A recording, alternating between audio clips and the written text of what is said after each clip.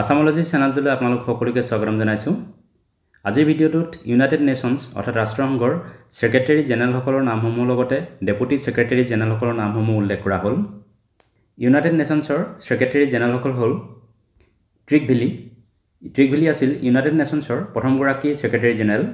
তেখেত নৰৱে নাগৰিক আছিল। তেখেতৰ কাৰ্যকাল আছিল 1946 চনৰ পৰা 1992 চনলৈকে। ডাগ হামাৰজল্ট তেখেত ছুইডেনৰ নাগৰিক আছিল।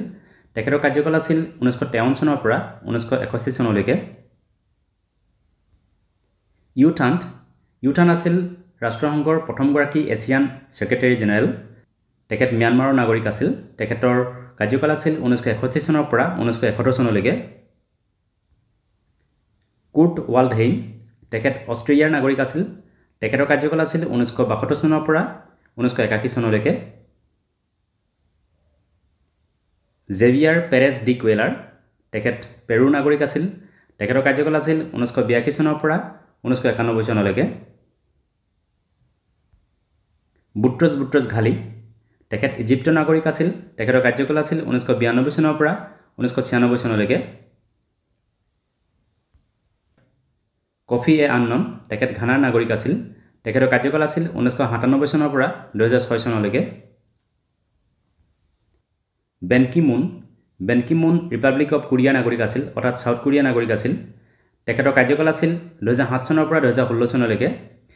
বেন কি মুন হ'ল ৰাষ্ট্ৰসংঘৰ দ্বিতীয়গৰাকী এছিয়ান সেক্ৰেটাৰী জেনেৰেল আৰু ৰাষ্ট্ৰসংঘৰ বৰ্তমানৰ সেক্ৰেটাৰী জেনেৰেল হ'ল এণ্টনিঅ গুটাৰেছ।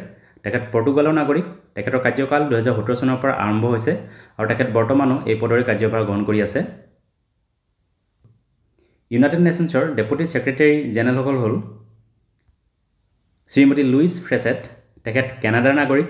তেখেতৰ কাৰ্যকাল আছিল 2 মাৰ্চ 1998 চনৰ পৰা 31 মাৰ্চ 2006 চনলৈকে। মাৰ্ক মেলক ব্ৰাউন তেখেত ইউনাইটেড কিংডমৰ নাগৰিক আছিল। তেখেতৰ কাৰ্যকাল আছিল 1 এপ্ৰিল 2006 চনৰ পৰা 31 ডিচেম্বৰ 2006 চনলৈকে। শ্ৰীমতী আশা ৰোজ মিজিৰো তেখেত টানজানিয়াৰ নাগৰিক আছিল। তেখেতৰ কাৰ্যকাল আছিল 1 ফেব্ৰুৱাৰী 2007 চনৰ পৰা 2012 চনৰ জুন মাহলৈকে। ইয়ান এলিয়াছন তেখেত ছুইডেনৰ নাগৰিক আছিল। তেখেতৰ কাৰ্যকাল আছিল 1 জুলাই 2012 চনৰ পৰা 31 ডিচেম্বৰ 2016 চনলৈকে। আৰু ইউনাইটেড নেশ্যনছৰ বৰ্তমানৰ ডেপুটি সেক্ৰেটাৰী জেনেৰেল হ'ল শ্ৰীমতী আমিনা জে মহম্মদ। আমিনা জে মহম্মদ নাইজেৰিয়াৰ নাগৰিক হয়। তেখেতৰ কাৰ্যকাল 2017 চনৰ 1 জানুৱাৰীৰ পৰা আৰম্ভ হৈছে আৰু তেখেত বৰ্তমানো এই পদৰ কাৰ্যভাৰ গ্ৰহণ কৰি আছে।